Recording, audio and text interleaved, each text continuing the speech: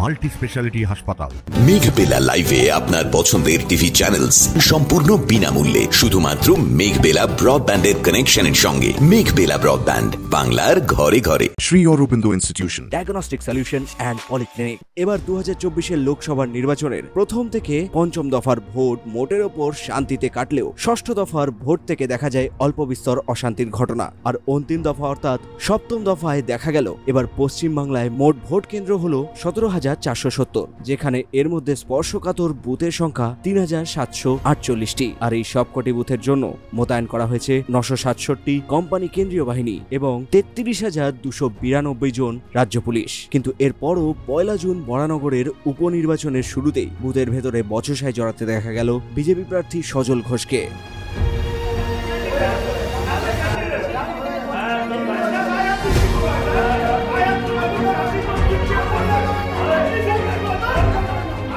दादा देखिए, इसमें कहीं पर स्टैम्प का बात लिखा हुआ है नहीं है। प्रिसाइडिंग ऑफिसर है, चुप।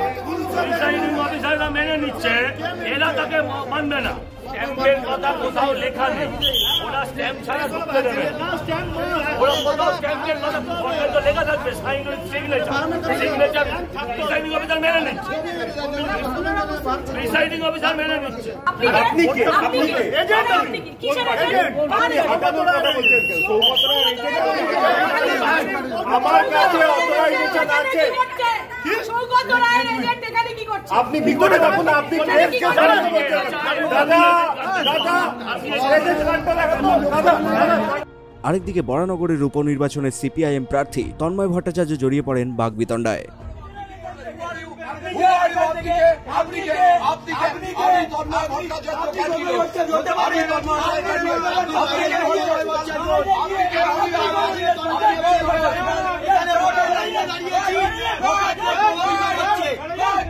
এখানকার শেষ বুথটা থেকে আমি যখন বেরোচ্ছি তখন আমার একটি মানে এই অঞ্চলে আমার পার্টির নেতা, তার মেয়ে ওখানে দাঁড়িয়েছিল। আমি তাকে ন্যাচারালি জড়িয়ে ধরে একটু আদর করেছি, করে ওর ভাইটাকে বলে যে আই মস্তান, তুই কি মস্তানি করছিস এই বলে আমি চলে আসছি। এর মধ্যে হঠাৎ আপনি ভোটারদের প্রভাবিত করছেন। ভোটারদের এই তৃণমূলের তৃণমূলের দিকে অভিযোগ থাকলেও এই বিষয়ে তৃণমূলের পক্ষ থেকে কোনরূপ প্রতিক্রিয়া পাওয়া যায়নি। অপরদিকে এদিন সারাদিন বিভিন্ন বুথে বুথে ঘুরে বেরিয়ে সাংবাদিকদের মুখোমুখি হয়ে সন্তোষ প্রকাশ করতে দেখা গেল দমদম লোকসভা কেন্দ্রের নির্বাচনের সিপিআইএম প্রার্থী সুজন চক্রবর্তীকে। না, এমনি বেশিরভাগ জায়গাতেই মানুষ নিশ্চিন্ত মানে ভোট দিতে পারছে, কিন্তু সব জায়গাতেই তৃণমূল নানান রকম ভাবে ডিস্টার্ব করার চেষ্টা করছে। কোন কোন জায়গাতে এজেন্টদের থ্রেট করা হয়েছে, ঢুকতে পারবে না। কাল রাত থেকেই হয়েছে। কাল রাত্রে আমি একটা জায়গায় গেছিলাম বটে, পানিহাটি বিধানসভা, সেখানে একটি ওয়ার্ডে কয়েকটা বুথে এজেন্টদেরকে থ্রেট করা হয়েছে। ঢুকেছে বেরোলেই দেখে নেবো। এই একই রকম খড়দাতেও একটা জায়গাতে করা হয়েছে, কয়েকজন এজেন্টকে আটকে দিয়েছে।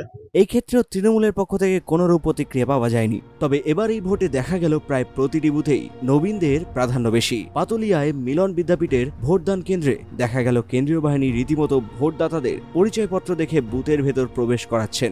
এই মুহূর্তে আমরা দাঁড়িয়ে আছি পাতুলিয়া মিলন বিদ্যাপীঠের প্রাঙ্গণে।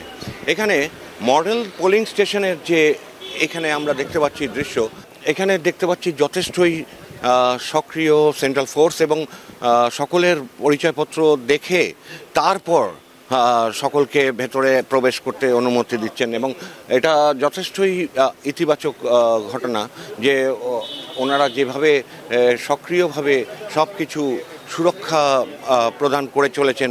স্থানীয় ভোটারদের যারা ভোট দিতে আসছেন তাদেরকে গাইড করে দিচ্ছেন এবং যথারীতি যেভাবে মানে শান্তিপূর্ণভাবেই এখানে ভোট চলছে দেখা যাচ্ছে। অপরদিকে জীবনের প্রথম ভোট দিয়ে বেরিয়ে এসে অর্ণবী দাস তার ভোটদানের অভিজ্ঞতা ভাগ করে নিল বেঙ্গল টুডের সাথে। এক্সাইটেড ছিলাম, মানে I feel like a citizen now. You feel like a citizen now, but the thing is that this vote is for central government. Yes. তো কেন্দ্রীয় সরকার কি রকম তোমার?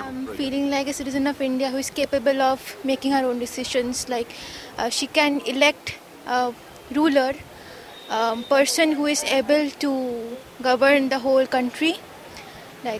It's like my decision matters. I feel like my decision matters. কি সরকার, কিরকম সরকার তোমার প্রয়োজন মনে হয়? এখন তো জবের সেক্টরটা খুব কম্পিটিশন চলছে। আমার মনে হয় যদি একটু বেশি অপরচুনিটিস আমরা পাই। আমি এখন BTech second year and by 26 I'll graduate. If by then we all can, our entire batch can get some new opportunities in job sectors, that will be very helpful for us. কিন্তু বর্তমান যে জবের কথা তুমি বললে, বর্তমান সময়ে যেটা দেখা যাচ্ছে রাজ্য সরকারের ক্ষেত্রে এখানে জব মানে স্ক্যাম যেটা খুব মারাত্মকভাবে হয়েছে, কি বলবে? হ্যাঁ, বাট স্ক্যামের ব্যাপারটা কি বলবো, আর স্ক্যামার্স তো থাকবে। এবার ওখান থেকে we need to figure out which organization is the real one, legit one. তো ওটা আমাদের ফিগার আউট করতে হবে। এবার যদি গভর্নমেন্ট থেকে আমাদের কিছু হেল্প করা হয়, লাইক কোনো আর্টিকেল বা কোনো ইন্ডিকেশনস সামহাউ সোশ্যাল মিডিয়াতে বা কিছুতে কোনো আর্টিকেল পোস্ট করা হলো যে beware of this scammers, এরকম। What do you think about the scammers? What should be done with them? I think they should be punished. I really think they should be punished. They are the ones stealing our jobs. It's not right. We are the ones working this much hard, working our sweat off from everything, educating ourselves, going to this and that, tuition, college, doing this and that, finding jobs, and they are the ones stealing it, just ruining our entire career.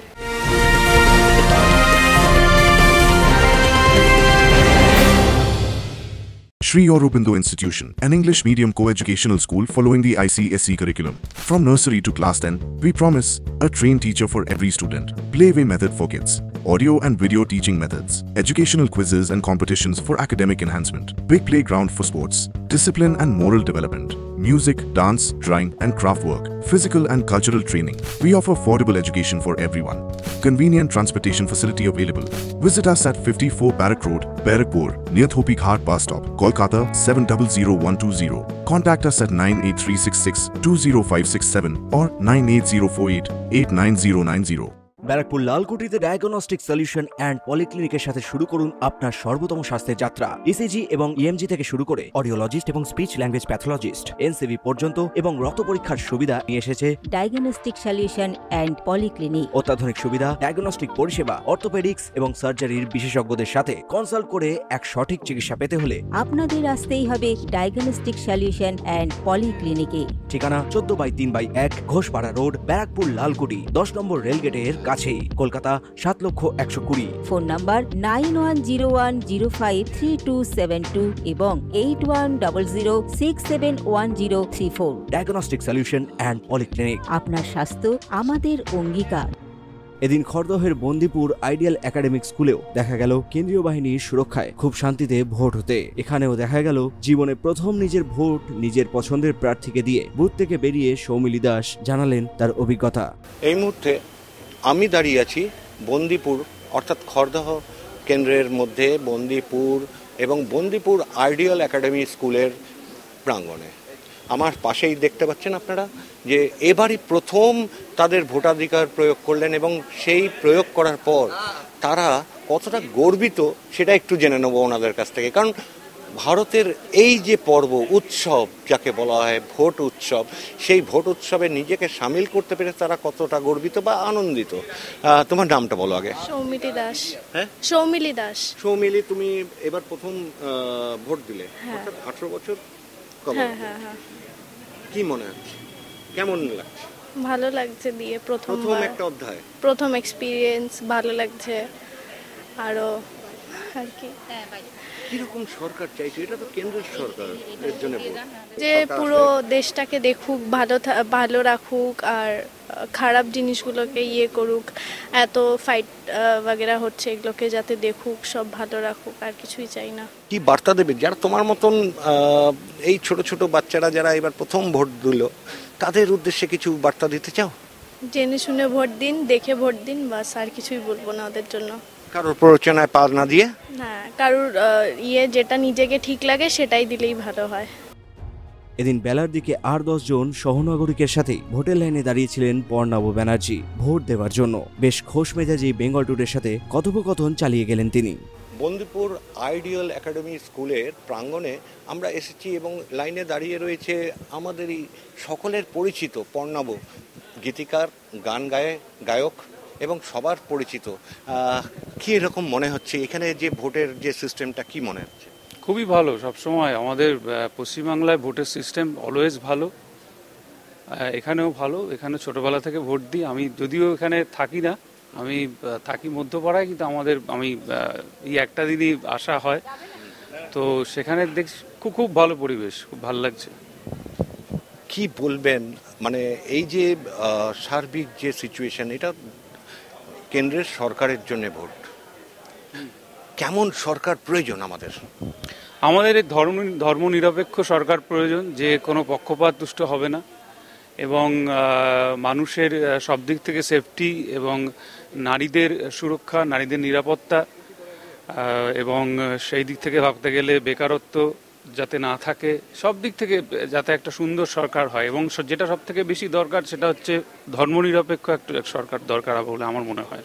হ্যাঁ, ধর্মনিরপেক্ষ সরকার আমাদের প্রয়োজন, কারণ আমরা ভারতবর্ষ হচ্ছিল ধর্মনিরপেক্ষ দেশ। আমি এই ক্ষেত্রে আপনি আরেকটা কথা যেটা বললেন যে বেকারত্ব, বর্তমানে আমরা যে স্ক্যামগুলো দেখছি সে ব্যাপারে কিছু বলবেন? দেখুন, এগুলো যে স্ক্যামগুলো দেখছেন এগুলো তো সাবজুডিস ম্যাটার, তো সেগুলো আমি যেহেতু গান বাজনা করি, এর বাইরে আমার মন্তব্য করাটা ঠিক না।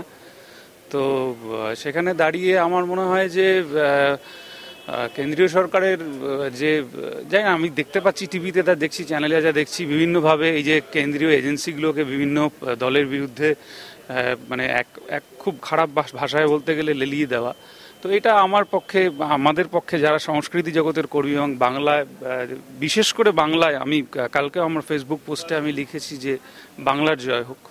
সবসময় যে বাংলার যে আমাদের সূক্ষ্ম অনুভূতি, বাংলার যে ঐতিহ্য নিয়ে আমরা চলি, সেটা আমাদের ক্ষেত্রে খুবই একটা মানে মর্মান্তিক বিষয় হয়ে দাঁড়ায় কেন্দ্রীয় সরকারের এই পক্ষপাত দুষ্ট বিষয়টা। বাংলা নিয়ে কথা বললেন, বাংলা বিগত দিনের যে আমরা ইলেকশনগুলো দেখেছি তাতে অনেক হানাহানি দেখেছি, অনেক সময় অনেক রকম। এইবারের যে ইলেকশন একটু আলাদা, তাই নয় কি? অনেক সত্যি তো, এটা সত্যি ভালো, কারণ কোনো আমি সেরকমভাবে কোনো মানে আমাদের টিএমসি বলুন, সিপিএম বলুন, বিজেপি বলুন, এই অর্থে এগুলো খুব বিক্ষিপ্ত ঘটনা ঘটেছে এবং প্রত্যেকবার যেরকম দেখতে পাই যে এর সাথে হাতাহাতি, তার সাথে কিছুক্ষণ আগে দেখছিলাম কোথাও একজন সিপিএম প্রার্থীর সাথে হাতাহাতি হচ্ছে বড়নগরে না কোথায়, তো এইগুলো কাম্য নয় কখনোই। এবং যেটা আমাদের সংস্কৃতি জগতের থেকে আমি বলতে পারি, আমি দেবের কথা বলতে পারি, দেব আমাদের সাথে আমাদের বন্ধু লোক, তো ও যে ধারণা নিয়ে চলে যে সব মানুষ শান্তিপূর্ণভাবে ভোট দেবে এবং সব মানুষের একটা সমান অধিকার থাকবে, মানুষ কাকে চাইবে সেটা মানুষ বিচার করবে।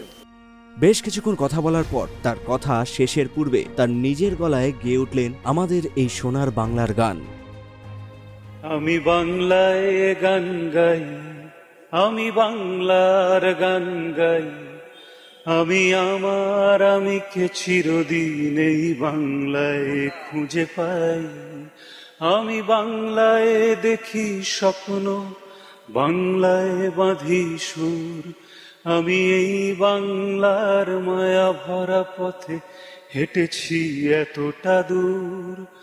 বাংলা আমার জীবন আনন্দ, বাংলা প্রাণের সুখ, আমি একবার দেখি, বারবার দেখি, দেখি বাংলার মুখ। বাংলার মুখ সবাই দেখুক, বাংলা আমাদের জগৎ সবাই হওয়ার শ্রেষ্ঠ আসন লাভ করুক, এটাই চাইব। অশেষ ধন্যবাদ, অশেষ ধন্যবাদ। সুন্দর একটি বার্তা। আমি বাংলার কথা বলি, বাংলায় কথা বলি, বাংলার মুখ যাতে উজ্জ্বল হয় সেই আশা করি। আরেকদিকে দিন ভবানীপুরের মিত্র ইনস্টিটিউশনে ভোট দেন ডায়মন্ড হারবার লোকসভা কেন্দ্রের তৃণমূল কংগ্রেস প্রার্থী অভিষেক বন্দ্যোপাধ্যায়। বিকেলের দিকে মিত্র ইনস্টিটিউশনে ভোট দেন মুখ্যমন্ত্রী মমতা বন্দ্যোপাধ্যায়ও। টলিউড অভিনেতা আবির চ্যাটার্জিকে দেখা যায় সল্টলেকের AA ব্লকে ভোট দিতে। যদিও এদিন ভোটের সকালে উত্তপ্ত হয় যাদবপুর লোকসভা কেন্দ্রের ভগবানপুর অঞ্চলের সাতুলিয়া এলাকা। ঘটনায় বেশ কয়েকজন আইএসএফ কর্মী সমর্থকরা আহত হয় বলে খবর। ঘটনাস্থলে পড়ে থাকতে দেখা যায় তাজা বোমাও। পৌঁছায় পোলারহাট থানার পুলিশ। আমরা যাচ্ছি, যার দেবে না আমাদের যার দেবে না বলছি, তাই জন্য আপনাকে আতঙ্কে আছেন। হ্যাঁ, আমাদের পড়ে গেছেন তো, আমাদের ধরে চল নিয়ে এসে এদিন আরেকদিকে দেখা যায় বারাসাত লোকসভা কেন্দ্রের অশোকনগর বিধানসভা এলাকায় দিগরা হরদোয়াল বিদ্যাপীঠের বুথে বিজেপি প্রার্থী স্বপন মজুমদার প্রবেশ করতেই গো ব্যাক স্লোগান দিতে থাকে তৃণমূল কংগ্রেসের সমর্থকরা।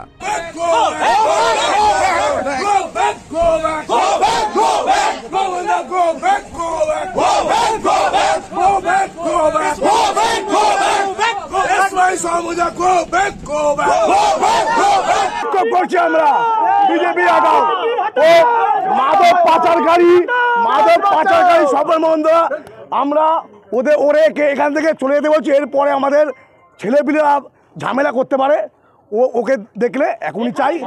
এখানে শান্তিপূর্ণভাবে ভোট হচ্ছে, আমাদের আমরা তৃণমূলের শান্তিপূর্ণ ভোট হচ্ছে। কেন ও এখানে আসলো? অশোকনগরের ভুরকুন্ডা পঞ্চায়েতের 18 নম্বর বুথে আইএসএফ এজেন্টকে ঢুকতে না দেবার অভিযোগ ওঠে তৃণমূলের বিরুদ্ধে। প্রতি বছর কম বেশি থাকে, নিরপেক্ষভাবে যে আমি আইএসএফের হয়েই কাজ করি, কিন্তু কোনো অশান্তির মধ্যে থাকি না। এবার বুথে বসলেন না কেন? এবারে বুথে বসতে গেলাম, সঙ্গে একজনকে নিয়ে গেলাম আমি বুথে যাওয়ার জন্য প্রস্তুতি নিয়ে। আমার হাতে কাগজপত্র দেখলো, দেখে বললো তুই কি এজেন্টে বসবি? আমি হ্যাঁ বসবো। তখন যে আমাকে নিয়ে গিয়েছিলো তাকে ডাকলো, ওকে ডেকে বললো এজেন্টে কেউ বসবে না, আর তাছাড়া যদি এজেন্টে বসে আর তুইও যদি ভোট দিস, তোর মানে গ্রামের ভোটও কেউ দিতে পারবে না, একদম মেরে গুড়িয়ে ধুলো করে দেওয়া হবে। এটা টিএমসির লোকজন, এটা প্রতিবারেই উগ্রতা থাকে। যদিও এই অভিযোগ অস্বীকার করে স্থানীয় তৃণমূল কর্মী বলেন, না এটা একটা ভিত্তিহীন কথাবার্তা। আমরা সহযোগিতা করছি যারা ভোট দিচ্ছে। অ্যাকচুয়ালি আইএসএফের তো এখানে কিছু নেই, বুঝলেন, এখানে সংগঠন নেই, যার ফলে ওরা ভয়ে তারা এগুলো ভীতু। ওরা আমরা তাদের সর্বদিক থেকে সহযোগিতা করছি। এখানে যারা আসছে আমাদের অনেকে বলেছে যারা আসতে পারে, আসছে তারা, আমরা সহযোগিতা করছি, ফুললি তাদের সাপোর্ট করছি। কারোর কোনো এখানে কোনো অশান্তির জায়গা না। এই বুথ খুব শান্তিপ্রিয় বুথ, এখানে তৃণমূলের জয় জয়কার, বুঝলেন, অন্য পার্টির কোনো কিছু নেই। দেখছেন ফ্ল্যাগে আইএসএফ ফ্ল্যাগে আছে।